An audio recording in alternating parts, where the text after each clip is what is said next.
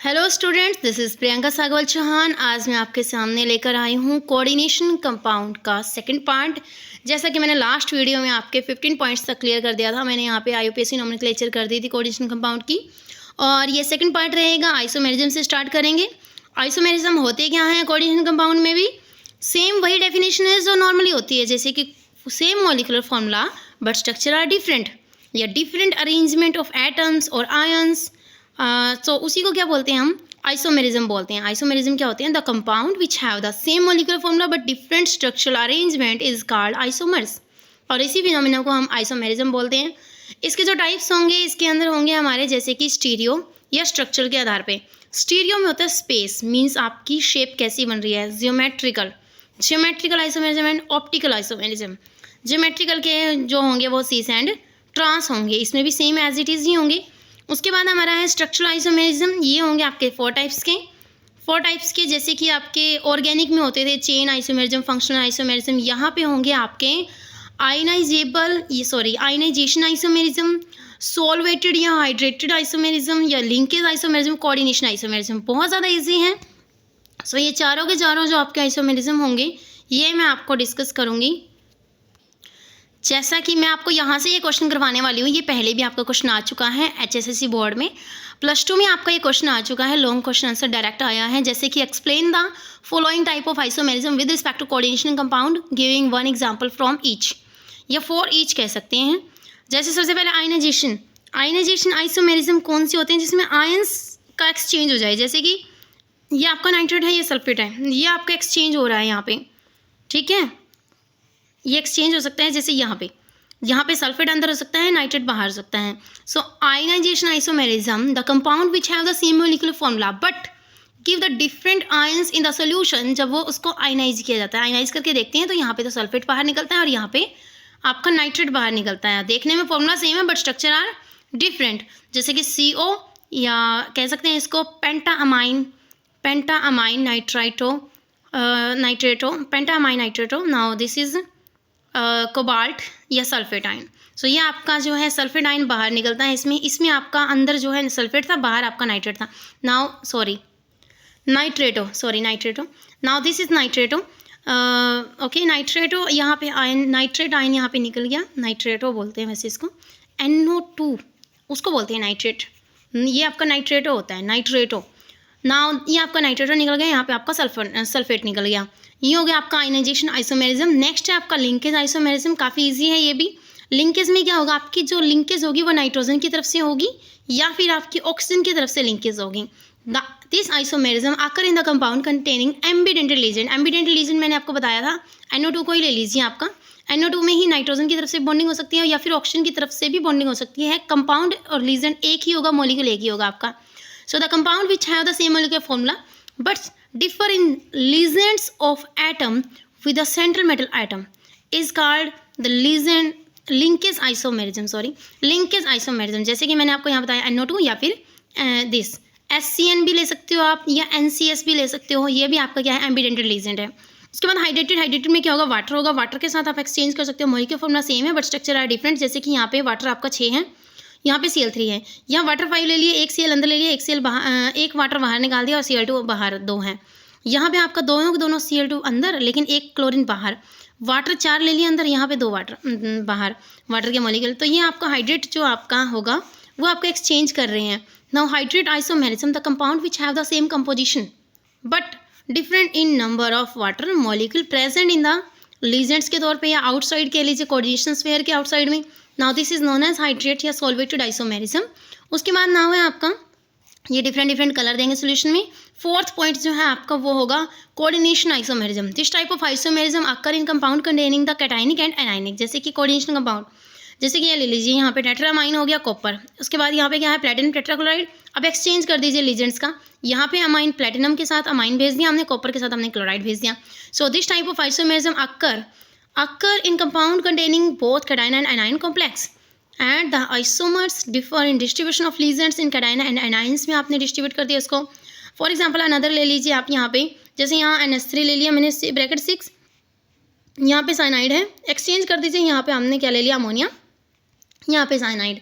Okay, I hope आपको ये question clear हो गया, क्योंकि ये question very very most important question है, कई बार आपका HSSC बोर्ड में जो है देखा गया है, sorry HBSC board, Bhiwani board. Next हमारा जो क्वेश्चन रहेगा आज का रहेगा वर्नर कोऑर्डिनेशन थ्योरी। ना Werner coordination theory very very most important है, ये भी हर बार आई है। इसमें मेनली जो क्वेश्चन आया वो प्राइमरी एंड सेकेंडरी वैलेंसी का आया है, ठीक है। तो आप इसमें देख सकते हैं, हम शॉर्ट में इन क्वेश्चंस को कर रहे हैं, तो आपको जो पॉइंट आपको पेपर में लिख के ही आने हैं, वेरी वेरी मोस्ट इंपॉर्टेंट वाले पॉइंट। सो यहाँ पे मैं वही पॉइंट डिस्कस कर रही हूँ, ठीक है। सो नंबर 1 पॉइंट हो गया आपके पास, जैसे कि metal possess 2 different sorts of valencies. कोई भी मेटल हो, सेंट्रल मेटल एटम, उसके पास 2 टाइप की वैलेंसी होती है। एक तो प्राइमरी वैलेंसी जिसको आयनाइजेबल वैलेंसी बोलते हैं, दूसरी होती है secondary valency, non ionizable valency. ये मैंने MCQ 1 मार्क्स का क्वेश्चन भी देखा है एक पेपर में, तो ये आपको ध्यान रखना, प्राइमरी जो होती हैं वो आयनाइजेबल होती हैं और जो सेकेंडरी होती है वो नॉन आयनाइजेबल वैलेंसी होती हैं। सेकंड पॉइंट इसमें वर्नर थ्योरी में क्या लिखेंगे आप कि central metal atom have the fix number of secondary valencies, कि जो सेकेंडरी वैलेंसी होती है वो तो फिक्स होती हैं। That is the coordination number कह सकते हो आप, कि वो तो 6 है तो 6 रहेगा, या 4 है तो 4 ही रहेगा। एंड जैसे कोबाल्ट 3 ऑक्सीजन स्टेट या platinum 4 have the 6 secondary valencies, while the copper 2 positive and platinum copper 2 and oxidation state हो गई आपकी, एंड प्लेटिनम 2 वाला जो है वो आपका 4 सेकेंडरी वैलेंसीज रखेगा, तो ये आपका फिक्स हो गया। नेक्स्ट थर्ड पॉइंट आपके पास, primary valencies are satisfied by only negatively ion के साथ सेटिस्फाई की जाती है, वाइल सेकेंडरी जो वैलेंसीज है वो आपकी सेटिस्फाई की जाती है बोथ नेगेटिवली आयन और न्यूट्रल मॉलिक्यूल्स के द्वारा। Very very most important point. Next आपका 4th पॉइंट है, have the establish the number of secondary valencies. जैसे वर्नर ने अटैम्प्ट किया था टू फाइंड करने के लिए शेप ऑफ द कॉम्प्लेक्स के लिए, तो शेप ऑफ द कॉम्प्लेक्स के लिए वो किसको कंसिडर कर रहा था, सेकेंडरी वैलेंसीज को कर रहा था। जैसे कि 6 secondary valencies are directed towards the corner of the regular octahedron. अगर 6 आपकी सेकेंडरी वैलेंसीज है तो आपको क्या होगा, ऑक्टाहेड्रन होगा, और अगर आपका 4 है तो आपका टेट्राहेड्रल होगा। तो ये आपका क्वेश्चन था, वेरी वेरी मोस्ट इंपॉर्टेंट। इससे रिलेटेड मैं एक और क्वेश्चन आपको करवाती हूँ कि आपका कौन सा क्वेश्चन आया था। ये देखिए आपका 2013 में ये क्वेश्चन आया था, 14 में भी वही क्वेश्चन रिपीट कर दिया गया था। इसमें क्वेश्चन क्या था आपका, explain the bonding in the coordination compound. Bonding आपको एक्सप्लेन करनी है। बॉन्डिंग किसके आधार पे, जैसे प्राइमरी वैलेंसीज और सेकेंडरी वैलेंसीज के आधार पे, with the help of the Werner postulates के आधार पे। जो आपको मैंने अभी भी थोड़ी देर पहले वर्नर के पोस्टुलेट्स करवाए हैं, उनके बेसिस पे ही आपको इसको एक्सप्लेन करना था पेपर में।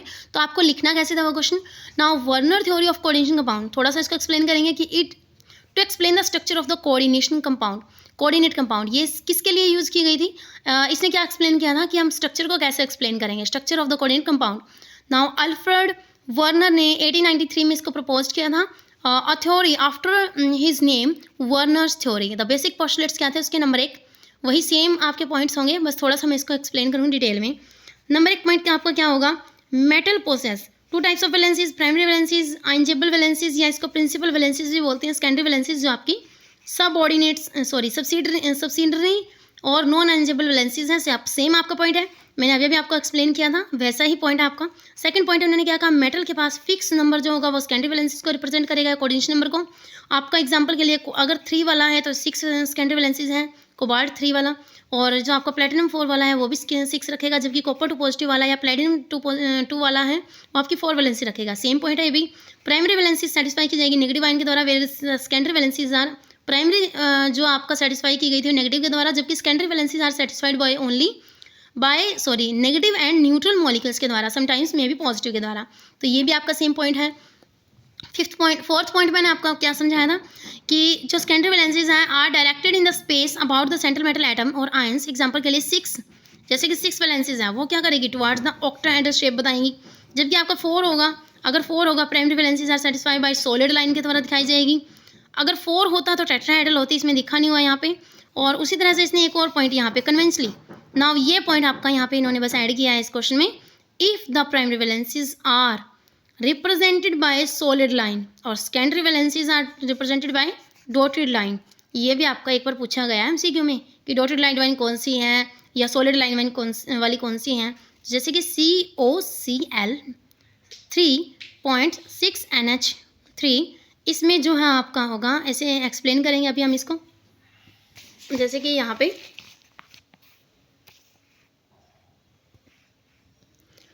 ये देखिए आपका अभी इन्होंने बताया कि जो आपकी सॉलिड लाइन होगी वो प्राइमरी वैलेंसी होगी, सॉलिड लाइन होगी जो आपकी प्राइमरी वैलेंसी होगी, जैसे Cl, और जो डॉटेड होगी वो आपकी क्या होंगी, ये सेकेंडरी वैलेंसी होगी। ये कोऑर्डिनेशन नंबर होगा, ये भी इन्होंने बताया था। कोऑर्डिनेशन नंबर देखो 1 2 3 4 5 6 ऑक्टाहेड्रल शेप लेगी, ये भी बता दिया था, ऑक्टाहेड्रल शेप लेगी, ये भी बता दिया था, ठीक है। In both the above cases all the 6 secondary valencies are satisfy की गई, और जो फॉर्मूला था of these compound are written as this, और इस फॉर्मूले को हम ऐसे लिख सकते थे, डॉटेड से हटा के इन्होंने ऐसे लिख दिया कि ये आपका सेकेंडरी वैलेंसीज है, ये आपकी प्राइमरी वैलेंसीज है बाहर, ये आपकी सेकेंडरी वैलेंसीज अंदर है, प्राइमरी वैलेंसीज बाहर है।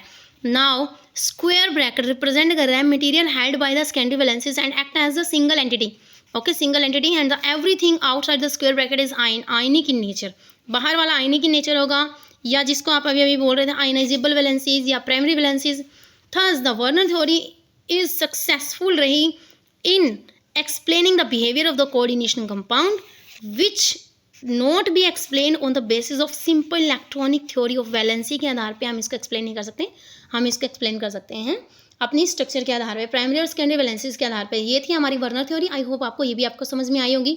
मेरा नेक्स्ट क्वेश्चन है, अगला पॉइंट है मेरा valence bond theory. Valence bond theory के भी जो है ना मेन पॉइंट्स आपके पूछे जाते हैं थ्योरेटिकली, ये 3 मार्क्स का क्वेश्चन आता है, 3 मार्क्स का क्वेश्चन है, ठीक है। नाउ सबसे फर्स्ट पॉइंट आपको इसके पोस्टुलेट्स देखने पड़ेंगे। नाउ मेटल और ligand are is formed by the donation of electron pair by the ligands to the metal atom. आपको अभी बताया ही था थोड़ी देर पहले, जब कि आपका कोई भी बॉन्ड बनेगा, कोऑर्डिनेट बॉन्ड बनेगा, लेकिन उसमें लीजेंड जो होंगे वो आपको डोनेट करेंगे। क्या करेंगे डोनेट? Electron pair. किसके द्वारा डोनेट किया जाएगा? बाय द लीजेंड्स के द्वारा, टू द किसको? सेंट्रल मेटल एटम को। तो मेटल और लीजेंड का जो बॉन्ड बना वो तब बना जब लीजेंड ने अपना इलेक्ट्रॉन पेयर डोनेट किया to the central metal atom को। नेक्स्ट पॉइंट मेरा होगा वैकेंट जो ऑर्बिटल होगा मेटल का, वैकेंट ऑर्बिटल में तो जम करवाए थे इलेक्ट्रॉन एटम अंडरगो हाइब्रिडाइजेशन, वही क्या शो करेंगे आपको? हाइब्रिडाइजेशन शो करेंगे to give the set of hybrid orbital. Third point है हमारे पास, थर्ड पॉइंट है आपका जैसे कि the vacant hybrid orbital, the vacant hybrid orbital of the metal atom overlap with fully filled orbital. जो वैकेंट हाइब्रिड ऑर्बिटल होगा, जैसे कि सेंट्रल मेटल एटम है, इसका जो वैकेंट वाला होगा, अब कोई लीजेंड आएगा जैसे NH3 अमोनिया, इसका अपना लोन पेयर इसको देगा इसके अंदर, ठीक है। So vacant hybrid orbital of the metal atom overlap करेगा with the fully filled orbital के साथ ऑफ द लीजेंड के, लीजेंड का फुली फील्ड होगा और मेटल का सेंट्रल मेटल एटम खाली होगा, वो एम्प्टी ऑर्बिटल होगा, वो करेगा कोऑर्डिनेट बॉन्ड फॉर्म करेगा between the metal and legends के बीच में।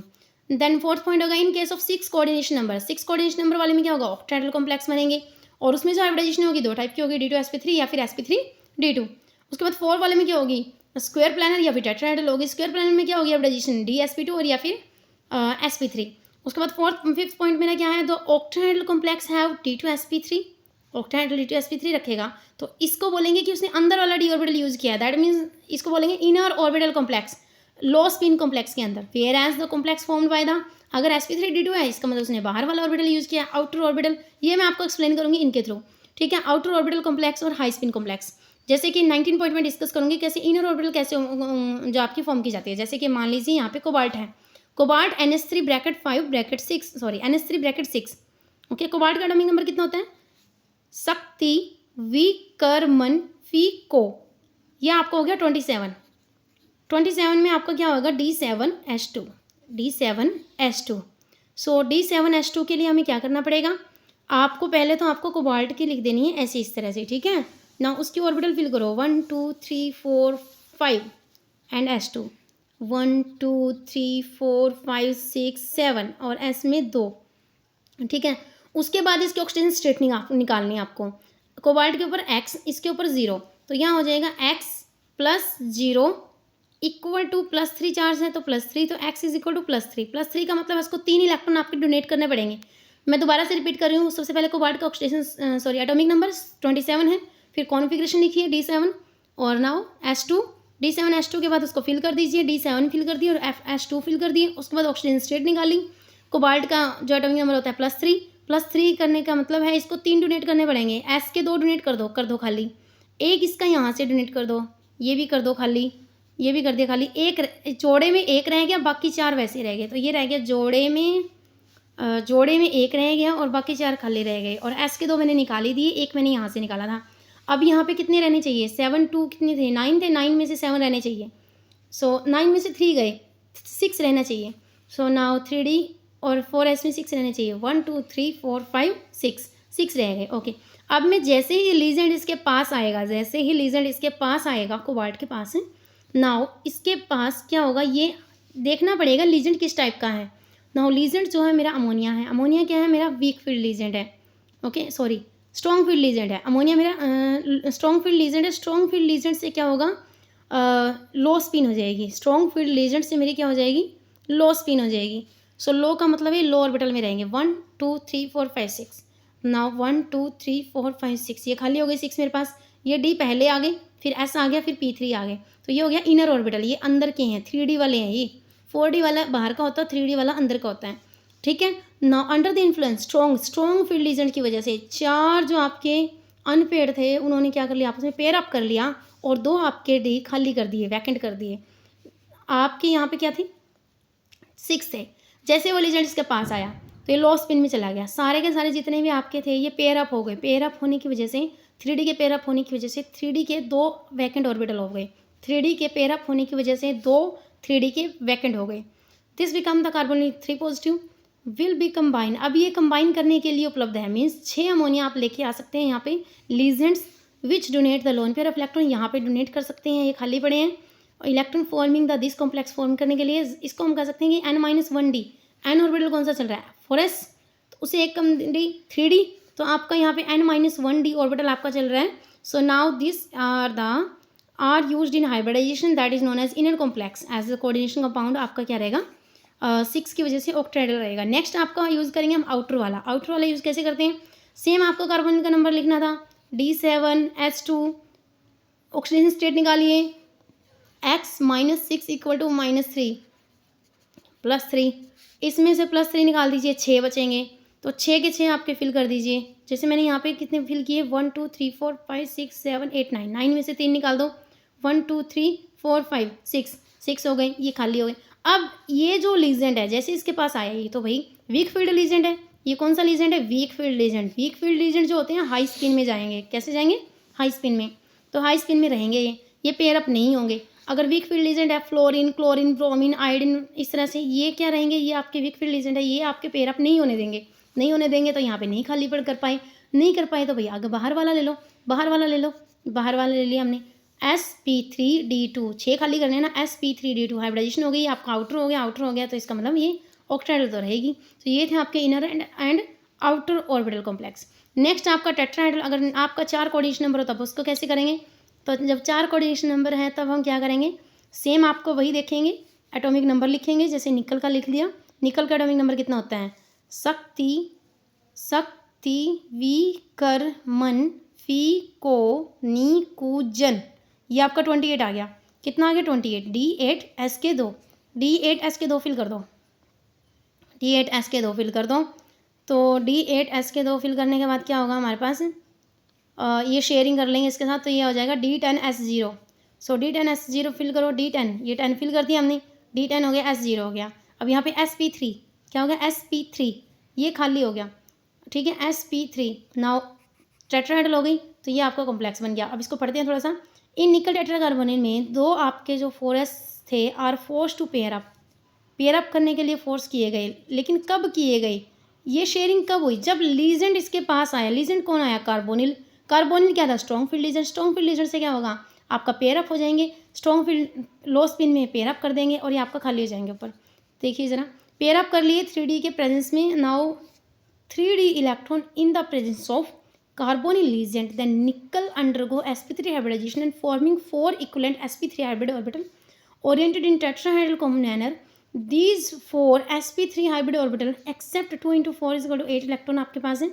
Now from 4 यहाँ पे देखो, 2 यहाँ आएंगे, 2 यहाँ आएंगे, 2 यहाँ, 2 यहाँ, 8 इलेक्ट्रॉन आएंगे। ये इस तरह से आपको कोऑर्डिनेट बॉन्ड बनाएंगे, ये कोऑर्डिनेट बॉन्ड बना करके निकल के साथ निकल टेट्राकार्बोनेट टेट्राहेड्रल कॉम्प्लेक्स बन गया, ठीक है। उसके बाद ये आपका लीजेंड बन गया इस तरह से। As the complex has no unpaired electron, उसके पास कोई भी अनपेड इलेक्ट्रॉन नहीं बचा, तो ये डायमैग्नेटिक नेचर बन गया। कंफर्म करेंगे मैग्नेटिक स्टडी के द्वारा भी कि इसको मैग्नेटिक फील्ड के अंदर रखकर देखेंगे कि ये मैग्नेटिक फील्ड दिखा रहा था कि नहीं दिखा रहा था। डायमैग्नेटिक नेचर ही दिखाया, इसने सपोर्ट किया और एजम्पशन को नाउ सपोर्ट किया, मीन्स जो हमने मानना था कि डायमैग्नेटिक नेचर का आया, जो हमने थ्योरेटिकल किया और जो इन्होंने प्रैक्टिकल किया, वो दोनों के दोनों क्या आई, that 4s are forced to pair up with the 3D, कि हाँ इन्होंने यहाँ पे फॉर्मेशन कर ली। उसके बाद स्केयर प्लानर की बात करें, निकल टेट्रासाइनाइड, निकल टेट्रासाइनाइड, साइनाइड क्या आएगा आप क्या नाउ साइनाइड भी आपका वैसे स्ट्रॉन्ग फील्ड एजेंट है, बट स्ट्रॉन्ग फील्ड एजेंट है साइनाइड आपका। स्ट्रॉन्ग फील्ड एजेंट की वजह से ये क्या होने चाहिए थे, यहाँ पे पेयर अप होने चाहिए थे। आप देखते हैं जल्दी। नाउ निकल tetracarbonyl, sorry nickel tetracyanide, the two unpaired electron of the 3d orbital pair up in the presence of cyanide की वजह से nickel undergo DsP2 hybridisation orbital 4 equivalent orbital बन गया, स्क्वायर प्लानर बोला जाएगा इसको। DsP2 हाइब्रिड ऑर्बिटल 8 ही electron है आपके, साइनाइड दे देंगे इसको। जैसे कि देखिए निकल का एटॉमिक नंबर था 28 की वजह से D8S2, ठीक है, D8S2। नाउ 8 फिल कीजिए इसमें, 1 2 3 4 5 6 7 8, इस तरह नहीं, नाउ 1 2 3 4 5 1 2 3 4 5 6 7 8, ये 2 अनपेड बच गए, इनकी बात कर रहा था। ये 2 अनपेड बचे हैं आपके पास, 2 अनपेड इलेक्ट्रॉन बचे हैं और एस में 2 पड़े हैं। तो इन्होंने ऑक्सीजन स्टेट निकाली, ऑक्सीजन स्टेट निकालने के बाद यहाँ से ऑक्सीजन स्टेट आई निकल 2 पॉजिटिव, 2 पॉजिटिव मतलब 2 दान दे दो, 2 दान दे दिए। अब ये फिर भी 2 अनपेड बच गए। अब लीजेंड को देखेंगे, लीजेंड साइनाइड है, स्ट्रॉन्ग फील्ड है, स्ट्रॉन्ग फील्ड है तो इनको शेयर अप कर दो, शेयरिंग कर दी तो ये खाली ऑर्बिटल बच गया, एक खाली बचा, एक डी एक एस और ये पी के 3, तो ये बन गई DsP2। DsP2 बनने वाले को क्या बोलते हैं, स्क्वायर प्लानर ज्योमेट्री, ठीक है, स्क्वायर प्लानर बन गई यहाँ पे। नाउ यहाँ पे कोई अनपेड नहीं था, ये डायमैग्नेटिक नेचर आया। तो ये थे आपके टेट्राहेड्रल कॉम्प्लेक्स और आई होप आपको यहाँ तक भी समझ में आया होगा। नेक्स्ट हम करने जाने हैं क्रिस्टल फील्ड थ्योरी, है लास्ट थ्योरी आपकी, ठीक है। नाउ आपने की Werner theory, valence bond theory और ये आपकी है क्रिस्टल फील्ड थ्योरी। इसके जो मेन पोस्टुलेट्स है वो 3 ही हैं। सबसे पहला हम इनको नेगेटिवली आयन मान के चलेंगे, सबको जितने भी लीजेंड्स हैं उनको सबको नेगेटिवली मान के चलेंगे। जो नेगेटिवली वाले हैं उनको सेंटीमीटर आइटम के साथ करो और रिपल्सन जो है मिनिमम से मिनिमम हो। सेकंड पॉइंट ये कंसिडर करके चले कि आयनिक होना चाहिए, इलेक्ट्रोस्टैटिक इंट्रैक्शन वहाँ पे होगी मेटल और लीजेंड्स के बीच में। थर्ड केस ये मान के चला कि 5 डी ऑर्बिटल्स जो है वो डीजनरेट हो जाएंगे और वो दो पार्ट्स में स्प्लिट अप हो जाएंगे।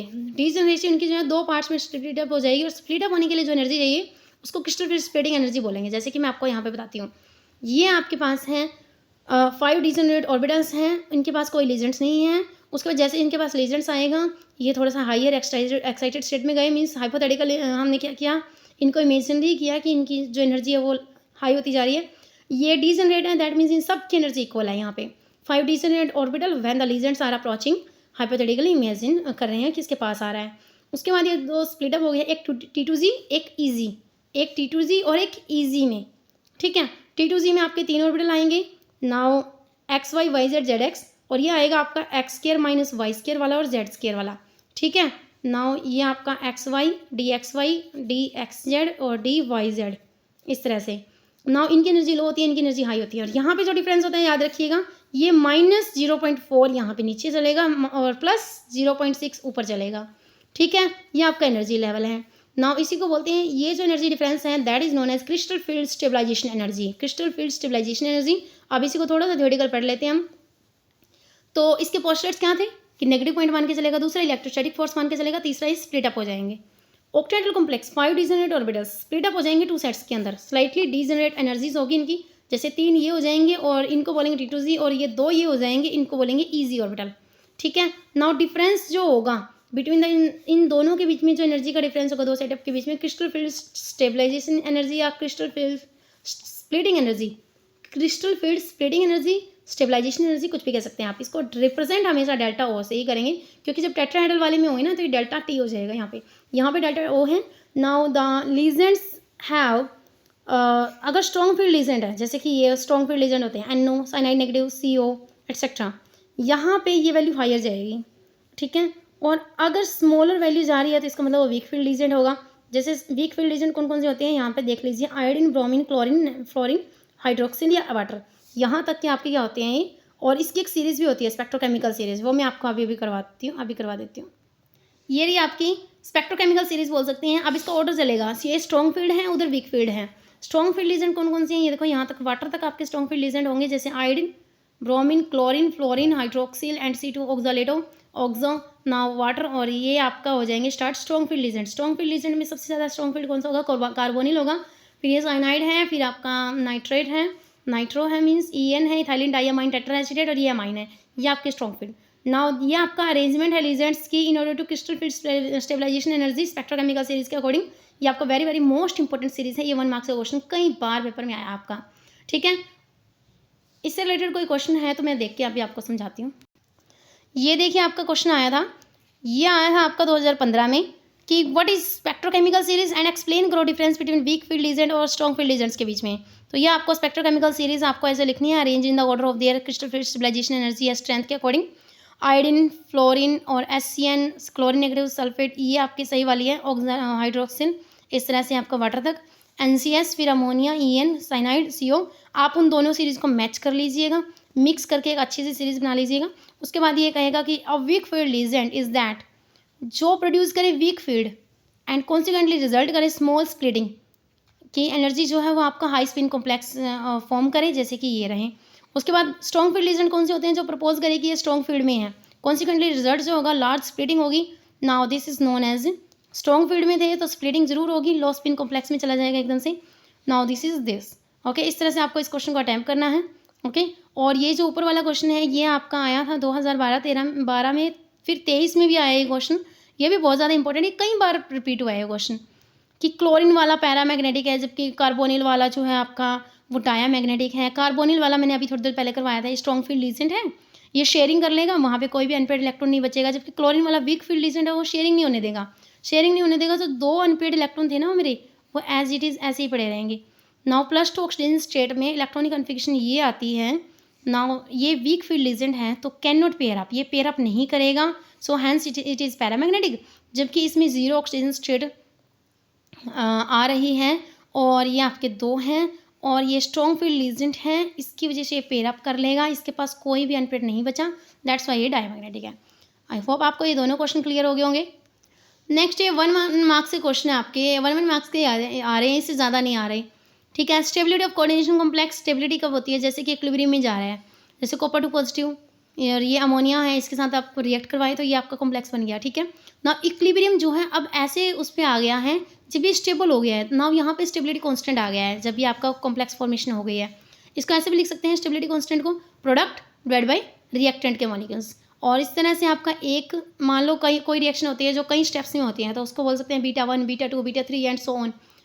ओवरऑल आपको निकालना है स्टेबिलिटी कांस्टेंट, तो उसको मल्टीप्लाई में बोलेंगे। ये क्वेश्चन आपका कई बार आया है, स्टेबिलिटी कांस्टेंट को जो है किस ऑर्डर में रिप्रेजेंट करते हैं, कई जगह ये प्लस में है, कई जगह ये माइनस में है, यहाँ पे ये मल्टीप्लाई होगा, ये याद रखना आप लोग। सो जितनी ज़्यादा आपका स्टेबिलिटी कांस्टेंट होगा उतनी ज़्यादा वो स्टेबल कॉम्प्लेक्स होगा। उसके बाद इसका रेसिप्रोकल को क्या बोलते हैं हम, इनस्टेबिलिटी कांस्टेंट बोलते हैं, that is known as KI से इसको रिप्रेजेंट करते हैं। Now this is known as instability constant KI, okay. Next आपका है मेटल कार्बोनिल, कौन से होते हैं, जिनमें एक सेंट्रल मेटल आइटम तो मेटल होगा और जो साइड में जितने भी लीजेंड्स होंगे वो कार्बोनिल होंगे, कार्बोनिल के ही होंगे, इस बात का ध्यान रखिएगा। अब इसमें very very most important question क्या आता है कि ये पाई एक्सेप्टर होते हैं, पाई एक्सेप्टर जैसे कि इसमें बैक बॉन्डिंग होती है, जैसे मैं आपको स्ट्रक्चर के थ्रू दिखा देती हूँ इसको। ये देखिए मेरे पास ये मेटल है, नाउ मेटल है, ये आपका लीजेंड है, कार्बोनिल है। पहले तो क्या करेगा, मेटल के एम्प्टी ऑर्बिटल में ये आपका कार्बोनिल अपने लोन पे डोनेट करेगा, डोनेट करने के बाद ये सिग्मा बॉन्ड बनाए या फिर इलेक्ट्रिकली चार्ज बनाए, जैसे कि आपको पता है कोऑर्डिनेट बॉन्ड बनाएगा। जैसे ये कोऑर्डिनेट बॉन्ड बनाता है, मेटल के पास अपनी ऑर्बिटल में जो आपका इसका फील्ड होता है वो इसके एम्प्टी ऑर्बिटल में वापस डोनेशन करके वो पाई बैक बॉन्डिंग कर देता है, इसको बोलते हैं पाई बैक बॉन्डिंग, ठीक है। थोड़ा सा मैं आपको इसके बारे में बता देती हूँ। जैसे ये कह सकते हैं homoleptic carbonyls are formed by most of the transition metal, क्यों, क्योंकि which have the simple well defined structure. Nickel tetra carbonyl का ले लेते हैं टेट्राहेड्रल एंड पेंटा कार्बोनिल का ले लेते हैं trigonal bi pyramidal. Now while chromium का होगा यहाँ पे octahedral. Now this is made by the square pyramidal of the MnCO penta carbonyl linked together by manganese bond. इस तरह से आपके कई सारे बॉन्ड दिए हुए हैं, लेकिन इनसे सबसे ज़्यादा इंपॉर्टेंट क्या लिखने की बातें, ये वाली बात लिखने की है। जैसे मैं आपको बता देती हूँ कि मेटल कार्बन बॉन्ड का जो नेचर होगा वो सिग्मा बॉन्ड बनाएगा एंड पाई कैरेक्टर दोनों का होगा। कैसे कि जैसे मेटल कार्बन का जो बॉन्ड बना पहले सिग्मा बना, metal carbonyl is formed by the donation of lone pair of electron. ये लोन पेयर ऑफ इलेक्ट्रॉन जो है ऑन द कार्बोनिल कार्बन का into the vacant D orbital of the metal, ये मेटल के vacant D orbital में गया। Vacant D orbital में जाने के बाद वैकेंट डी ऑर्बिटल, नाउ ये क्या करेंगे, metal carbon pi bond is formed donation of pair of electron from the field D orbital of the metal, ये जो मेटल का डी ऑर्बिटल फील्ड है ये बैक बॉन्डिंग करेगा, ये पाई बॉन्डिंग करेगा, ठीक है ना, पाई बैक बॉन्डिंग करेगा और इसको बोल सकते हैं हम into the vacant anti bonding pi orbital of the carbonyl. Now the metal to ligand bonding create the synergic effect, ये क्वेश्चन कई बार पूछा भाई, सिनर्जिक इफेक्ट कौन सा होता है, जब ये बैक बॉन्डिंग करते हैं ना, इसको इसी इफेक्ट को क्या बोलते हैं, सिनर्जिक इफेक्ट बोलते हैं, which makes the bond between the metal and carbonyl still more strong. Metal carbonyl, इसमें ये भी यहाँ पे पढ़ सकते हो आप, metal carbonyl are organometallic compound in which carbon monoxide act करेगा एज ए लीजेंट, और निकल टेट्राकार्बोनिल और ये पेंटाकार्बोनिल या आयरन ये आपके एग्जाम्पल होंगे।